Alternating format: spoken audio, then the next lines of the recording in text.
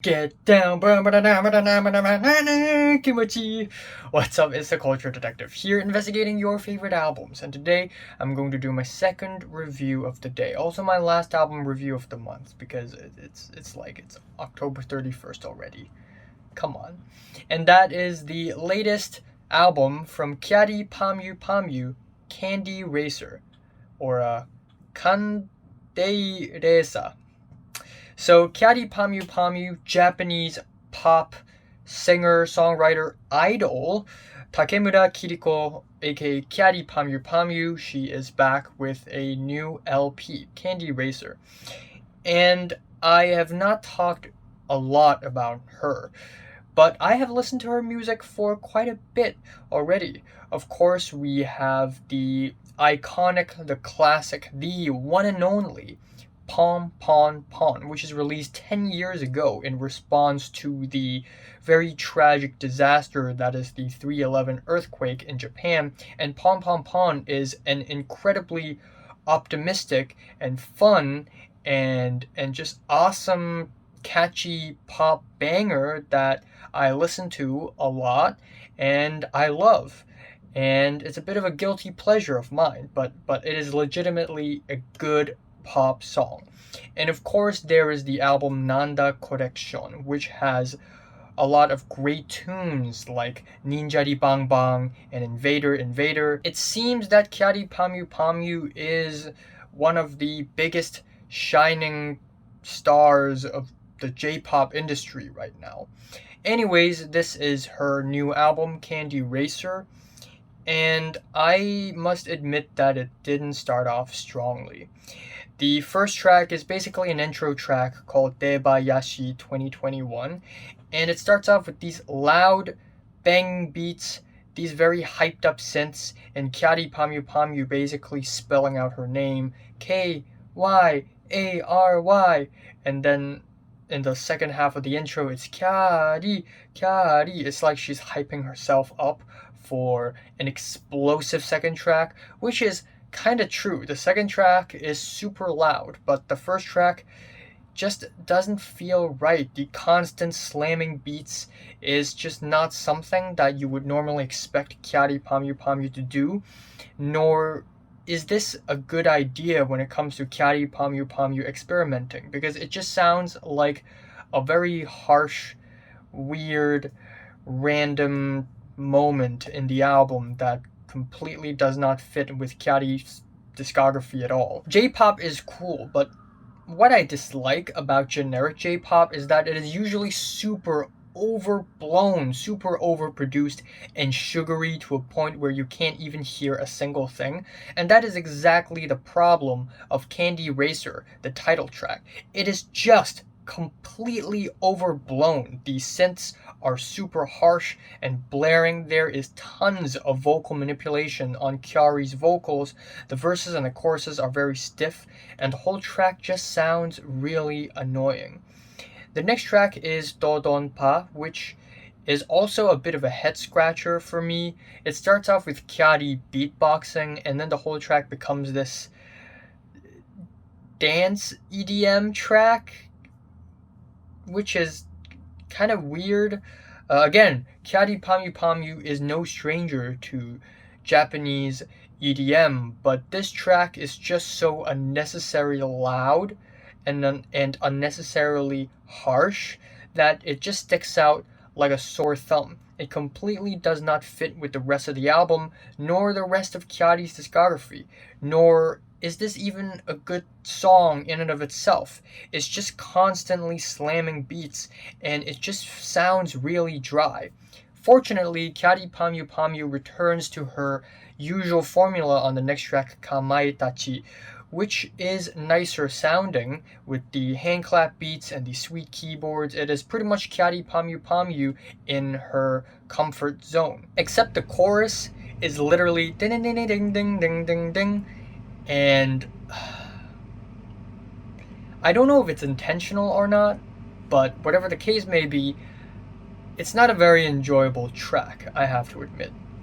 However, even though at this point in the album I was very disappointed, the rest of the album is surprisingly pleasant.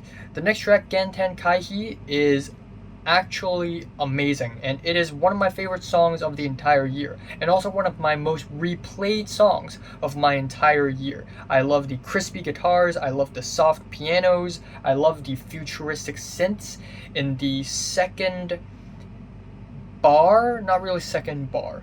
So we have the verses, and the first bit is kind of average, and then in the second part of the verse, we are introduced to these kind of futuristic synths, which added such a strong, refreshing flavor to the chords, which I really, really love. The production is actually really nice on this track. It doesn't feel overblown at all, and the chorus is a total slapper. It is extremely catchy. And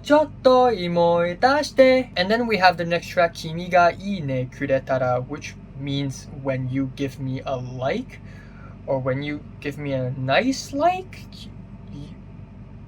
I don't even know. But on this track, the beat is a little bit more mid-paced, and I actually kind of like it. I actually kind of like it when Kyary Pamyu Pamyu tries to sing in a more mid-paced way, in a way it doesn't feel overly excited. It really shows her talent even more, and I really like it. And what I also really love about this track is the nostalgic chord progression, which is irresistible. Whenever I hear a song that has a dreamy, nostalgic chord progression, I just love it. It is my weakness. It is I just love it. And then we have the track Gum Gum Girl, which is one of the lead-up singles of the song, of the album, and it is a total banger as well, starting off with a bamboo hit, and then we have these loud beats, and overall it is fun and catchy as hell. It doesn't feel overproduced. It's very focused. It's very concentrated. I love the chorus, and I also like the bridge where the keys sort of change a little bit. Gamu gamu gamu girl, konnichiwa boy. The next track, Perfect Oneisan, or Perfect Older Sister, is a 6-minute long song. Basically, I think in tribute to Kyary's older sister, and I really like it. It is sweet, it is heartwarming. I love the reverby synths. It adds so much more flavor to the track. And because the track is not as heavily produced, we listen to more of Kyary's vocals. And again, I really love it when I hear a Kyary Pamyu Pamyu song that has more of a focus on the vocals instead of the instrumentals, because it gives the song so much more humanity, and I really love it. Again, we have a nostalgic chord progression, so it is easily a good song in my opinion. Then the next track, Jumping Up, is again Kyary Pamyu Pamyu in her average wheelhouse. Extremely blissful and happy pop tune, and even though this track is a little bit overproduced, I still think it is acceptable and tolerable as a song. And then we have the penultimate track, Natsurito Flower. And this track is a very interesting change of pace when it comes to Kyary's music, because the instrumentals of this track is what I would describe neo-soul, and Kyary Pamyu Pamyu approaches it very slowly and steadily, which is also the reason why I don't think it's that good of a song, because there is just not much progression and dynamic to the song. However, the album ends off very, very strongly with the track World Fabrication, which is jazzy. Kyary Pamyu Pamyu, jazzy? Hell yeah. It has the jumpy pianos, the flinging hi-hats. It sounds like it could have come off of like the Kizumonogatari soundtrack, which I really, really love. And surprisingly, this jazzy style fits her style really well. I actually really like the song. And usually when it comes to album endings, artists, singers, and songwriters would usually go two ways. Go big or go small. Make the loudest, most epic, and most bombastic ending ever, or make a personal, sad, bittersweet, kind of acoustic ending. Or, not a lot of artists do this, but when they do, I love it. Or, you could go jazzy. And that is what Kyary Pamyu Pamyu did on this album ending. It went jazzy, and it actually sounds nice. So yeah, Kyary Pamyu Pamyu's latest album, Candy Racer. Even though I would say that it started off really weak, I still think it ended off on a really sweet note, and it is a surprisingly pleasant album at the end of the day. My favorite track here is Gentenkaihi, and my least favorite is Candy Racer. I'm giving Kyary Pamyu Pamyu's Candy Racer a decent 7 out of 10. So, have you listened to the latest Kyary Pamyu Pamyu album? From 1 to 10, how much did you rate it? Like it, and subscribe if you want more. And thanks for watching.